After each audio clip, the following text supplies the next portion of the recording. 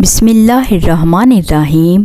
دہلیز Ertugrul جس نے دیکھا ہو وہاں کئی بار ایک لفظ بولا جاتا تھا سفید داڑھیوں والے۔ یہ سفید داڑھی والے کون تھے اور ان کا کیا کام تھا، یہ ہم آپ کو آج کی اس ویڈیو میں بتائیں گے۔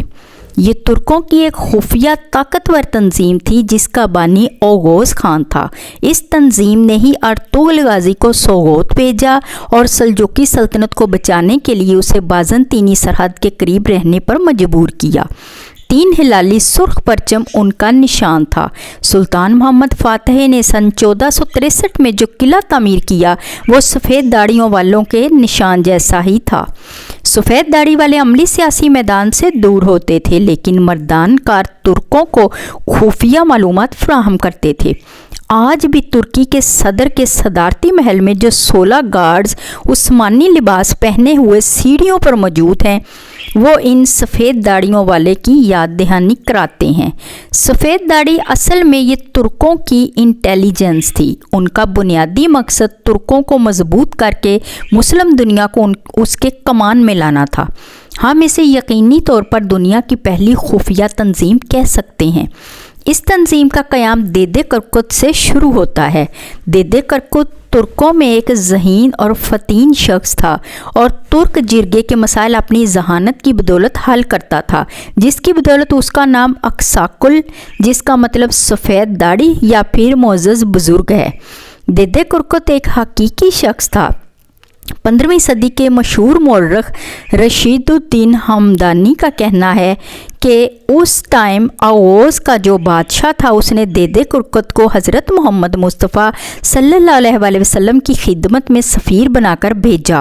وہاں انہوں نے اسلام قبول کیا اور انہیں حضرت محمد صلی اللہ علیہ وسلم کی طرف سے ترکوں کو قسطنطنیہ کو فتح کرنے کی خوشخبری ملی۔ آپ صلی اللہ علیہ وسلم نے فرمایا کہ تم یقیناً قسطنطنیہ کو ایک بہترین رہنما اور ایک بہترین فوج کے ذریعے فتح کرو گے، اور پھر دیدے کرکت نے یہ خوشخبری اوغوز حکمران کو بتائی۔ اس کے بعد ترکوں نے اس پیشن گوئی کو اپنا فرض اور روایات بنایا۔ ترکوں کے عظیم سلجوق سلطنت کے قیام میں ان سفید داڑھیوں والوں کا بڑا ہاتھ ہے، اور یہ سلطان علاء الدین کیقوباد کے لیے بھی جاسوسی کے فرائض سر انجام دے چکے ہیں۔ انہی کے کہنے پر ارطغرل غازی نے سلجوق سلطنت کو مضبوط بنانے کے لیے بازنطینی سرحد پر ہجرت کی۔ ارطغرل غازی کے والد سلیمان شاہ خود ارطغرل اور اس کے بیٹے عثمان غازی سب اس تنظیم کے ممبر رہ چکے ہیں۔ ان سفید داڑھی والوں نے قسطنطنیہ میں حاجی صوفیہ کے سامنے نصب مجسمے کے ہاتھ میں موجود گلوب کو اپنا ہدف بنایا۔ اس گیند نما گلوب کو ترک سرخ سیب کہا کرتے تھے، جس کے بارے میں یہ مشہور تھا کہ جس کسی کا بھی اس پر قبضہ ہوگا ساری دنیا اس کی مٹھی میں آ جائے گی۔ سفید داڑھی والوں نے اس مناسبت سے اپنے جاسوسوں کے لیے کوڈ ورڈز منتخب کیے، یعنی ایک شخص پوچھتا کہ اے مسافر تمہاری منزل کہاں ہے، تو دوسرا جواب دیتا کنز العلماء یعنی سرخ سیب۔ یہ سفید داڑھی والے سیاسی میدان اور جنگوں سے دور رہا کرتے تھے لیکن ترک سرداروں کو خفیہ معلومات فراہم کرتے اور ان کی بھرپور مدد کیا کرتے تھے۔ آسان لفظوں میں ہم اس تنظیم کو ترکوں کا کنگ میکر بھی کہہ سکتے ہیں، جنہوں نے پورے ترک ریاستوں میں اپنے جاسوسوں کا جال پھیلا رکھا تھا۔ بہرحال ترکوں کی پہلی مسلم حکومت یعنی سلجوق سلطنت کو قائم کرنے میں ان سفید داڑھی والوں کا ایک اہم کردار تھا۔ بہرحال جب سلجوق سلطنت کا زوال ہوا تو فتح قسطنطنیہ اور نظام کو قائم کرنے کے لیے ایک عظیم اسلامی ریاست کی ضرورت تھی۔ اس لیے سفید داڑھی والوں نے اس کام کے لیے ترکوں کے سب سے بہادر قبیلے یعنی کائی قبیلے کو منتخب کیا۔ اکساکل نے کائی سردار سلیمان شاہ کی ہر ممکن مدد کی اور خود سلیمان شاہ اس تنظیم کے ممبر تھے۔ ان کی وفات کے بعد سفید داڑھی والوں نے سلیمان شاہ کے بیٹے ارطغرل غازی کو سوغوت یعنی بازنطینی سرحد پر بسنے میں مدد کی۔ یہاں اکساکل کی مدد سے ارطغرل غازی نے ان علاقوں کو فتح کیا جہاں صلیبی اور منگول سرپسندی پھیلا کر فساد مچا رہے تھے۔ بعد میں جب ارطغرل کے بیٹے عثمان غازی نے سلطنت عثمانیہ کی بنیاد رکھی تو اس میں ان سفید داڑھی والوں کا بہت بڑا ہاتھ تھا۔ عثمانی سلطان سفر یا جنگ کے حالات میں سب سے پہلے ان سفید داڑھی والوں سے ہی رابطہ کیا کرتے اور ان کی اجازت کے بغیر کوئی بھی کام سر انجام نہیں دیتے تھے۔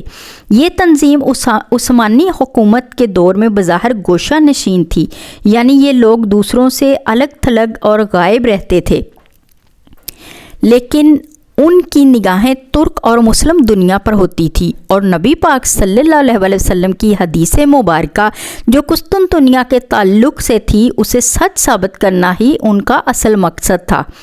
آخرکار جب 1453 عیسوی میں عثمانی سلطان محمد فاتح نے قسطنطنیہ فتح کیا اور ترک کنز العلماء تک پہنچ گئے تو نبی صلی اللہ علیہ وسلم کی پیشن گوئی سچ ثابت ہوئی، لہٰذا بکساکل کا مقصد پورا ہو چکا تھا اور آہستہ آہستہ یہ تنظیم ختم ہو گئی۔ فتح قسطنطنیہ کے بعد اس خفیہ تنظیم کا خاتمہ ہو گیا، لیکن سلطان عبد الحمید ثانی نے 19ویں صدی میں دوبارہ سفید داڑھی والوں کی طرز پر ایک خفیہ تنظیم بنانے کی کوشش کی، مگر عرب حکمرانوں کی سازشوں اور یورپی طاقتوں کے دباؤ کی وجہ سے یورپ کا یہ مرد بیمار اس میں کامیاب نہیں ہو سکا اور آخرکار عظیم عثمانی سلطنت کا بھی خاتمہ ہو گیا۔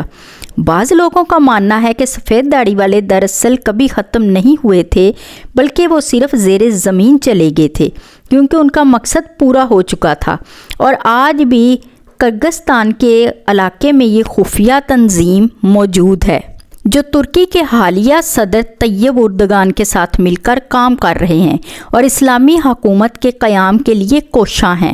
بہرحال قرب قیامت میں بھی قسطنطنیہ کا ذکر ملتا ہے اور اس وقت ترک مسلمانوں کا بڑی بڑی جنگوں میں اہم کردار کا بھی ذکر ملتا ہے، چنانچہ یہ بھی ممکن ہے کہ اس وقت داڑھی والوں کا دوبارہ ظہور ہو اور وہ ایک نئے ہدف اور مقصد کے لیے سرگرم ہو جائیں۔